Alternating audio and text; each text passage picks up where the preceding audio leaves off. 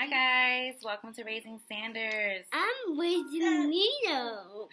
I wanted to come here and talk to you guys about a topic that is near and dear to my heart. Food? And the topic's not about food.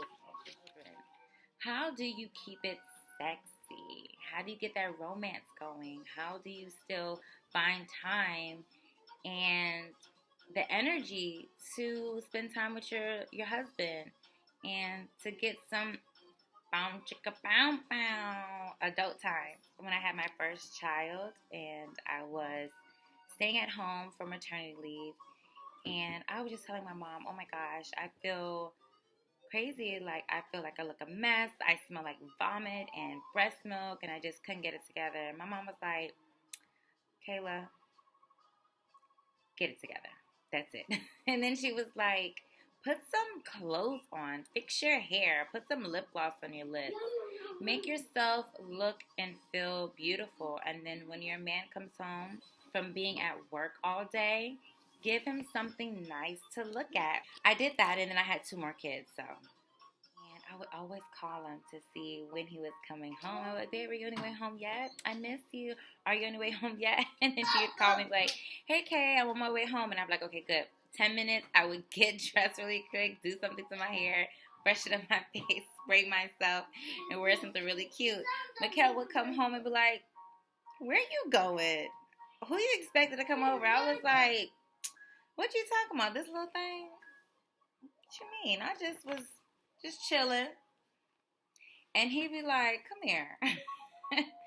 So that was one of the things that my mom helped me with, actually, to make sure I kept myself up, because so many times as women, after we get married, after we have children, we just kind of let ourselves go. But we are to be desired by our husbands, and we are to desire our husbands too.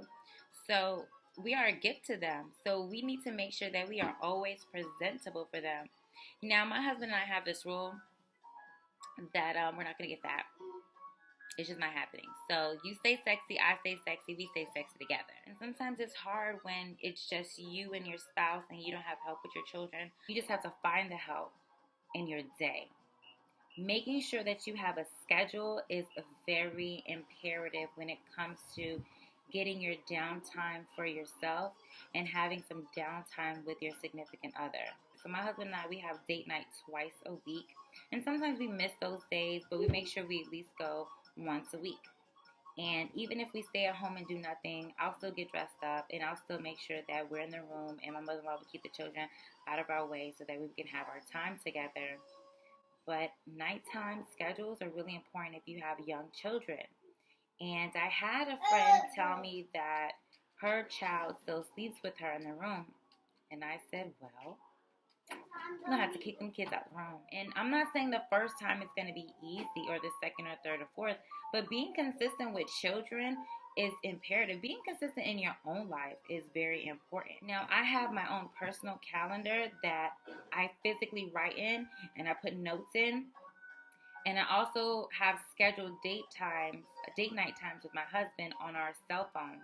So they're linked with each other, and it says, hey, date night tomorrow. Sometimes if you're unable to go out, maybe you guys can order food in, get the children in the bed early, and you and hubby have dinner at the table. You can have the mood set, have a candlelight dinner, still wear something really sexy, and have some music playing. Set the aroma, set the atmosphere for a date night. Another thing that I love to do, I love to make drinks at home. I am a red wine drinker. I love red wine. I don't get to drink as much as I would like to because I am still breastfeeding. However, when I do make my drinks, I like to put them in a mason jar and do like a pre-mixed drink so they're already made. So that way when the time comes, they're sitting. The drink is sitting in this mason jar, and it is getting stronger and stronger by the day. So by the time we have our date night, liquor is ready to go. And when I'm at home, I don't like to wear muumuus, is what they call them, which is like, like a long shirt, long gown that really doesn't show your shape. I'm very proud of the curves that I've gotten from my 3 boys. So I like to accentuate those things. I like to show off a little bit, and I do work out. I try to keep a schedule with that. And so when Mikkel comes home, I like to give him something nice to look at, and Be presentable for him. Anytime he comes home, I'm smelling good, I'm looking good. He's like, I missed you. Give him something to miss when he comes home. I remember Dr. Monroe. He's a pastor. He passed away some years ago. But I remember him giving a sermon on wives. Give your husband something to look forward to. Make it hard for him to get up and go to work and say he doesn't want to leave you. I get that may sound like it's manipulation, or it sounds like too much work, or it sounds like, oh, that's sexist. Why do I have to do all of this to get his attention? Ladies, let's just keep it real. When he met you, you were looking fine, smelling good. He wants to see you like that. And let's be honest, fellas, when we met you, you were looking fine too. So stay that way. Okay. Okay, another thing is communication. Communicate with your spouse the days that you would like to do date night. Communicate if you guys can't do those date nights, but stick to those date nights as much as possible. Have some alone time with each other, whether it's an hour or 2 hours. Have some time for each other. And if you're too tired, ladies, and your husband's already expecting that, hey, we're going to have date night on Monday night or Friday night, let him know, babe, can you do this and I'll do that so I can have some energy to go out with you. Okay, some of you guys say that my husband works late and he won't be able to assist me. Listen, women, it's a sacrifice. I'm a stay-at-home mom, so my schedule is a bit different. And like I said, I do have my mother-in-law that helps me out a lot when it comes to the children as well. So it's a little bit different for me. But I have a solution for all that, because I didn't always have my mother-in-law helping me. And I didn't always have 4 children at that time. At that time, I had 3 children.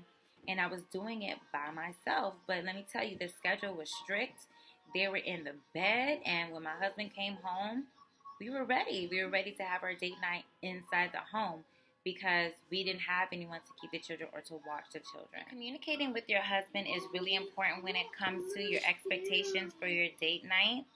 I would communicate with Mikkel about what I wanted, what I needed, and he would tell me the same things. And then we had to meet in the middle about what we could do, what was actually conducive for our schedule. And I have been a stay-at-home mom now for almost 3 years. So this has been an ongoing process that we've been having as far as doing date nights and scheduling some alone time with each other and having some romantic nights with each other. When it comes to not having the help that's needed for someone to keep your children or watch your children, it's really, really, it is challenging, but I'm telling you that it can be done.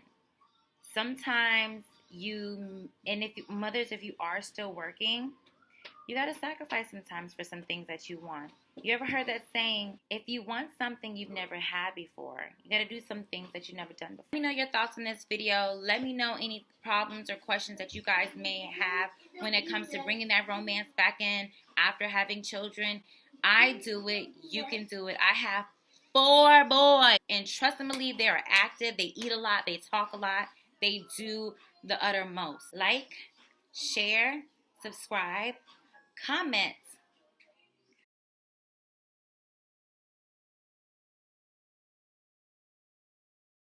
I'm with you in the hubby. Get some wine. Get it going. Yeah.